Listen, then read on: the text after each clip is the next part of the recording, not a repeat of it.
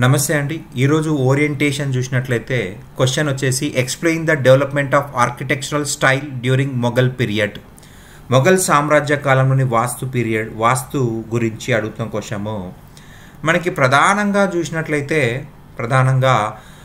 మొఘల్ టైంలో Indo Islamic architecture was developed. Actually that architecture started during Delhi Sultanate. దాన్ని start అయింది ఢిల్లీ సల్తనట్లో, అభివృద్ధి చెందింది మొఘల్స్ పీరియడ్లో. రైట్, మనకి Hindu architecture merged with Persian architecture, దానివల్ల ఏర్పడిందే హిందుస్థానీ ఆర్కిటెక్చర్. దాన్నే ఢిల్లీ సుల్తాన్లు అభివృద్ధి చేశారు, దాన్నే మొఘల్స్ అభివృద్ధి చేయడం జరిగింది. రైట్, మనకు మొఘల్ నిర్మాణాలు ప్రధానంగా చూసినట్లయితే బాబర్ కాలం నుంచి స్టార్ట్ అవుతాయి అన్నమాట. బాబర్ కాలము. రైట్, బాబర్ పీరియడ్ చూసినట్లయితే బాబర్ పెద్దగా నిర్మాణాలేమీ చేపట్టలేదు. Babur just constructed mosque. పానీపట్లో, సంబాల్లో, అయోధ్యలో కొన్ని మసీదులు కట్టాడు. అండ్ ఆయన ఆత్మకథలో ఏం చెప్పుకున్నాడంటే ఇండియాలో గార్డెన్స్ లేవు అన్నాడు. దానికి సింబాలిక్గా ఏం చేశాడంటే బాబర్ కన్స్ట్రక్టెడ్ చార్బాగ్ ఇన్ ఆగ్రా. అంటే 4 వైపులా తోట ఉంటుంది, మధ్యలో వాటర్ ఫౌంటైన్స్ ఉంటాయి అన్నమాట. వాటర్ 4 కాలువల్లాగా చిన్న చిన్న కాలువలు పోతాయి, పక్కనే గార్డెన్ ఉంటుంది. ఎందుకంటే పెద్ద నిర్మాణాలు చేపట్టలేదు. అండ్ మనకి హుమయూన్ కూడా పెద్దగా నిర్మాణాలు ఏమి చేపట్టలేదు. హుమయూన్ జస్ట్ కన్స్ట్రక్టెడ్ దిన్ పన్హా సిటీ. మనకి అక్బర్ పీరియడ్ నుంచి extensively construction started.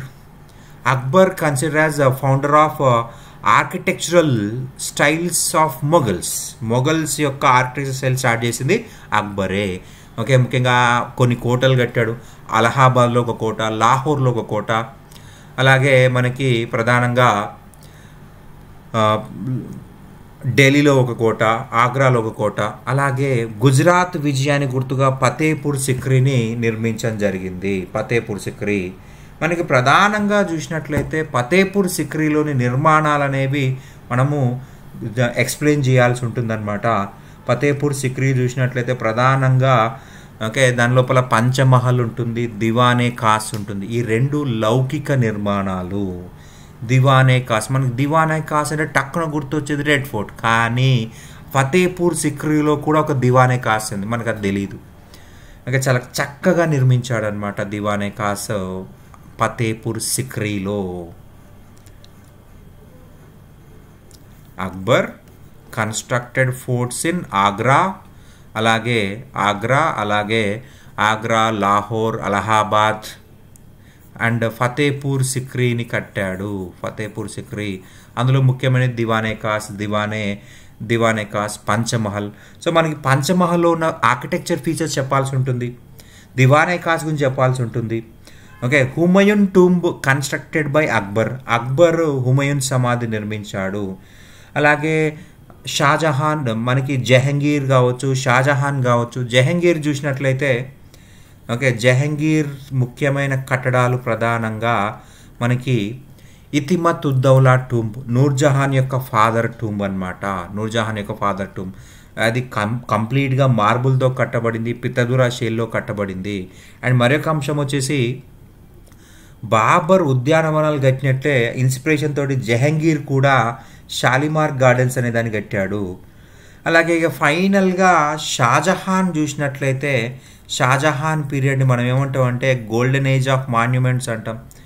Golden age of monuments, కట్టడాలకు స్వర్ణయుగం అని చెప్పేసి చెప్తామన్నమాట. Okay, he constructed red fort లోపల దివానే ఖాస్. ఇందులోని ఫీచర్స్ మనం ఎక్స్ప్లెయిన్ చేయాల్సి ఉంటుంది. అలాగే రెడ్ ఫోర్ట్ ముందంటే జామా మాస్క్, అట్లాగే ఆగ్రా ఫోర్ట్, ఆగ్రాలో కూడా ఒక కోట కట్టాడు. ఆగ్రాలో ఉన్నటువంటి మోతీ మాస్క్, అట్లాగే తాజ్ మహల్. దాన్ని డీటెయిల్గా ఎక్స్ప్లెయిన్ చేసినట్లయితే పర్ఫెక్ట్ ఆన్సర్ పడుతుంది. ఓకే, పర్ఫెక్ట్ ఆన్సర్ అనమాట. రైట్, ఇవన్నీ మెన్షన్ చేస్తూ మీ ఓన్ ఇంట్రడక్షన్ ఉండాలి, మీ ఓన్ కంక్లూజన్ ఉండాలి. Thank you.